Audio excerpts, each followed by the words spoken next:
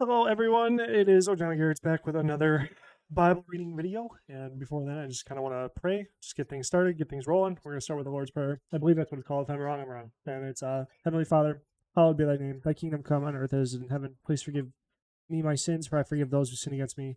And lead me not into temptation, but only to do your perfect will, and keep me from the evil one. And Lord, I hope the series just continues on, not necessarily looking, I mean, it'd be sweet to get monetized on this channel. It'd be amazing. But mainly though that I just keep on keeping on regardless of the analytics I get in response. Please help me not be discouraged if this doesn't do a lot of good views, and help me just to continue a daily ritual to get through another good way for me to get through the entire Bible and hopefully share with others so that we can all grow together. And this is like sort of an internet meeting place, an internet congregation, an internet like church, another place for you to put your flag, your lampstand for your glory, Lord. And I just pray that if I'm in your will and this is of your will, to bless this channel, bless this reading, and bless everybody who comes here, bless everybody else, regardless. Your will be done. In the name of the Father, Son, Holy Spirit, amen. Let's hop right into it. Okay, cool. That was awesome. But yeah, so we are on 11, the Tower of Babel here. And hold on, I need to play a little bit of music so I can cancel out the TV in the background here. You won't hear it, but it'll just be for me to get rid of the noise in the background so that I can focus on reading and stuff like that without getting super distracted. So let's get into it. Genesis 11, Tower of Babel. Super interesting part of the Bible. It leads to a lot of interesting thoughts I have about the world today. And it's just a super interesting book. So let's just start reading. 11. Now the whole world had one language and a common speech. As people moved eastward, they found a plain in Shinar and settled there. They said to each other, "Come, let's make bricks and bake them thoroughly." They used brick instead of stone and tar for mortar. Then they said, "Come, let us build ourselves a city with a tower that reaches to the heavens, so that we may make a name for ourselves. Otherwise, we will be scattered all over the face of the whole earth." But the Lord came down to see the city and the tower the people were building. The Lord said, "If as one people speaking to this is if as one people speaking the same language they have begun to do this, then nothing they plan will do will be impossible for them. Come, let us go down and confuse their language so they will not understand each other." Oof, there's a lot here. um, a lot of parallels to life jumps out to me, but I know the Tower of Babel is one of high contention and stuff like that. But I don't know. That being aside, I like this because I can see a lot of parallels of the world today, not necessarily language barriers, but semantic barriers. Semantics being like the what words mean in today's culture due to cultural references. Because like if you think about language to begin with, words have meaning, but the meaning is arbitrary in today's culture. Like for instance, let's get a little bit spicy, a little bit political here. Defining a woman and gender. That would be a perfect example, and I have no opinion either way, but it is a perfect example of like confusing their language, because there's like a heavily whatever you believe is right or wrong, it is true. Okay, that's not what I'm saying to the other viewers that may have contention with that, but it does show, it goes to speak towards that there is two opposing sides that are pretty close to 50% to 50%. So if you believe that your way is right, look at the election that just happened. It was still pretty close. They say it was a landslide victory, but it came down to like a 4% margin. Not in electoral, but in the popular vote. It comes down to like very, very, very close margins. So then that kind of, to me, just screams at me that this is like a true thing that happened. Come, let us go down and confuse our language. They don't understand each other. So like we could all be saying the same things. And even what I said right there could be probably misinterpreted 100 different ways, and I could get like be put on trial for it in the public square. But it just isn't that. It's just, I think that's insane that this is like so wild of a, sorry, I misclicked there. So wild of a statement to say that this is in the Bible or something like that. So can I start this? Anyway, so the Lord scattered them from there over all of the earth, and they stopped building the city. That is why it's called Babel, because there the Lord confused the language of the whole world. From there, the Lord scattered them over the face of the whole earth. From Shem to Abraham. This is the account of Shem's family line. 2 years after the flood, when Shem was 100 years old, he became the father of Arphaxad, and after he became the father of Arphaxad, Shem lived 500 years and had other sons and daughters. When Arphaxad had lived 35 years, he became the father of Shelah, and after he became the father of Shelah, Arphaxad lived 403 years and had other sons and daughters. When Shelah lived 30 years, he became the father of Eber, and after he became the father of Eber, Shelah lived 403 years and had other sons and daughters. When Eber had lived 34 years, he became the father of Peleg, and after he became the father of Peleg, Eber lived 430 years and had other sons and daughters. When Peleg had lived 30 years, he became the father of Reu. And after he became the father of Reu, Peleg lived 209 years and had other sons and daughters. When Reu had lived 32 years, he became the father of Serug. And after becoming the father of Serug, Reu lived 207 years and had other sons and daughters. When Serug had lived 30 years, he became the father of Nahor. And after he became the father of Nahor, Serug lived 200 years and had other sons and daughters. When Nahor had lived 29 years, he became the father of Terah. And after he became the father of Terah, Nahor lived 119 years and had other sons and daughters. After Terah had lived 70 years, he became the father of Abraham, Nahor, and Haran. Abraham's family. This is the account of Terah's family line. Terah became the father of Abraham, Nahor, and Haran. Okay, but actually, before I jump through this, I just wanted to point out the pattern of the degradation of maybe potentially the DNA structure through sin. And, this is like this is just a chronicle order of the family line, but it does not, you know what I mean? So let's go up here just for instance.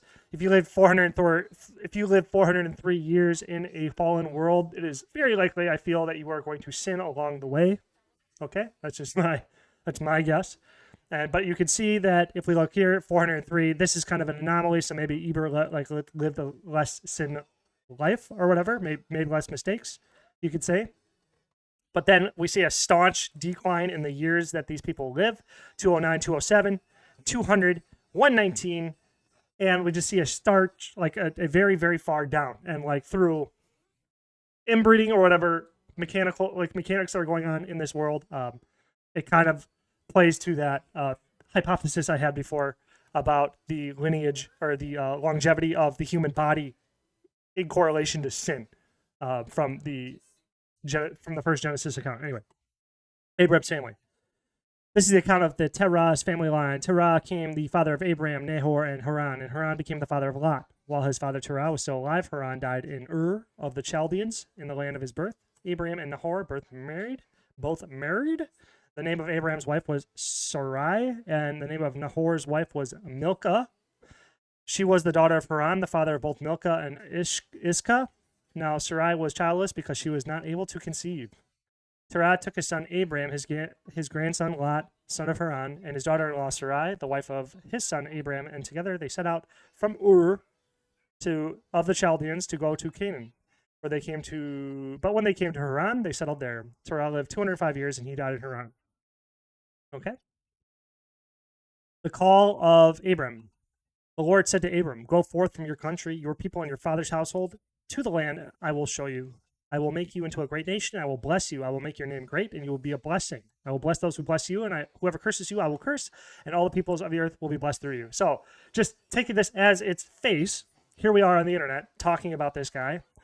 You could say that this prophecy was fulfilled because thousands of years later, we are still talking about this guy. All right. And I would argue, "I will make your name great" is fulfilled just in me even speaking about this to a random group of people on the internet. What is the likelihood billions of people later that we would still be sitting here? And I'm not the only one, obviously. Christianity is a major religion. Judaism is still a major religion. And this is probably brought up quite often. Abram, I'm pretty sure, turns into Abraham or something along the lines of that. And he is a very famous folklore hero of the Jews, of the Christians, of other Abrahamic religions. With the fact that it's called Abrahamic, you know what I'm saying? This one, I would suggest this lends a lot of weight to the Genesis account. Just this in and of itself, isolated from other challenges that Christianity has. But anyway, this is just, it's at the very least super interesting. Okay, so Abraham went as the Lord had told him, and Lot was with him. Abraham was 75 years old when he set out from Haran. He took his wife Sarai, his nephew Lot, all the possessions they had accumulated, and all the people they had acquired in Haran, and they set out for the land of Canaan, and they arrived there. Abraham traveled through the land as far as the site of the great tree of Moreh, I wonder what that is. The great tree. That sounds cool. Like a giant sequoia tree or something. Sorry. I like flora. I like what is that called? I forgot. It escapes me right now, so I'll just continue. Murrah at Shechem. At the time, the Canaanites were in the land. The Lord appeared to Abram and said, "To your offspring I will give this land." So he built an altar there to the Lord, which had appeared to him. From there he went on toward the hills east of Bethel and pitched his tent, with Bethel on the west and Ai. Sorry. Ai on the east. There he built an altar to the Lord and called on the name of the Lord.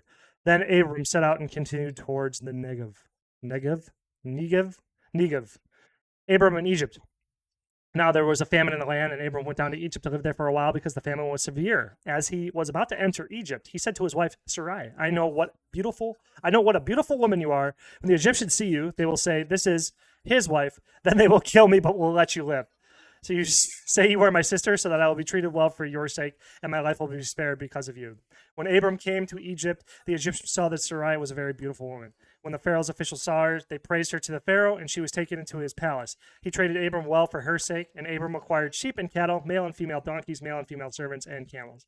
But the Lord inflicted serious diseases on Pharaoh and his household because of Abram's wife Sarai. So the Pharaoh summoned Abram. What have you done to me? He said. Why didn't you tell me she was your wife? Why did you say she is my sister, so that I took her to be my wife? Now then, here is your wife. Take her and go. Then Pharaoh gave orders about Abram to his men, and they sent him on his way with his wife and everything he had. That is super awkward. I just want to say that every time I get to this part, it is super awkward. I me and my girl, I just try to put myself in this situation. I'm just like, oh my gosh. No, please no, please no. Anyway, I hope this is the only example that this needs to happen in history so that anyone doesn't have to go through this sort of shameful awkwardness. But anyway, 13. Abraham and Lot separate. So Abraham went up from Egypt to the Negev with his wife and everything he had, and Lot went with him. Abram had become very wealthy in livestock, silver and gold. From the Negev, he went from place to place until he come to Bethel, to the place where Bethel and Ai, where his tent had been earlier, and where he had first built an altar. There Abram called upon the name of the Lord. Now Lot, who was moving about with Abram, also had flocks and herds and tents, but the land could not support them while they stayed together, for their possessions were so great that they were not able to stay together. And quarreling arose between Abram's herders and Lot's. The Canaanites and the Perizzites were also living in the land at the time. So Abram said to Lot, let's not have any quarreling between you and me, or between your herders and mine, for we are close relatives. Is not the whole land before you? Let's part company. If you go left, I'll go to the right. If you go to the right, I'll go to the left. Lot looked around and saw that the whole plain of Jordan towards Zoar was well watered, like the garden of the Lord, like the land of Egypt. This was before the Lord destroyed Sodom and Gomorrah. So Lot chose for himself the whole plain of Jordan and set out toward the east. The two men parted company. Abram lived in the land of Canaan, while Lot lived among the cities of the plain and pitched his tents near Sodom. Now the people of Sodom were wicked and were sinning greatly against the Lord. Okay. The Lord said to Abram after Lot had parted from him, look around from who you are, from north to south, to the east and west. All the land you see I will give to you and your offspring forever. I will make your offspring like the dust of the earth, so that if anyone could count the dust, then your offspring could be counted. Good.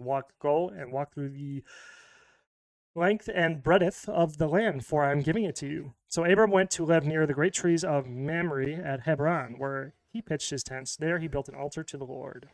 Do I have time for a last chapter? Yes, I do. Maybe. Abram rescues Lot. At the time when Amraphel was king of Shinar, Arioch, king of Elasar, Kedorlaomer, king of Elam, and Tidal, king of Goyim.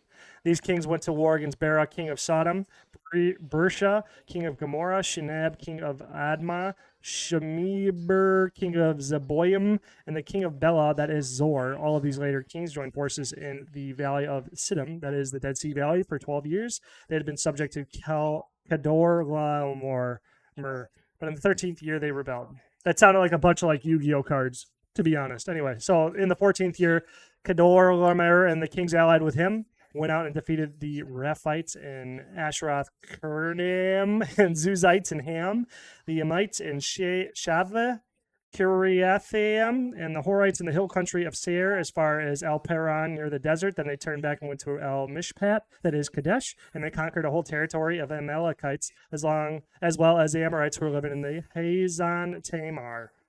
Jeez, Lewis. Okay, I'm going to have to stop there. I'm not going to run that back. I'm going to start off at 8. because I don't want to try reading those again. But have a blessed day. Thank you very much for watching. See you later.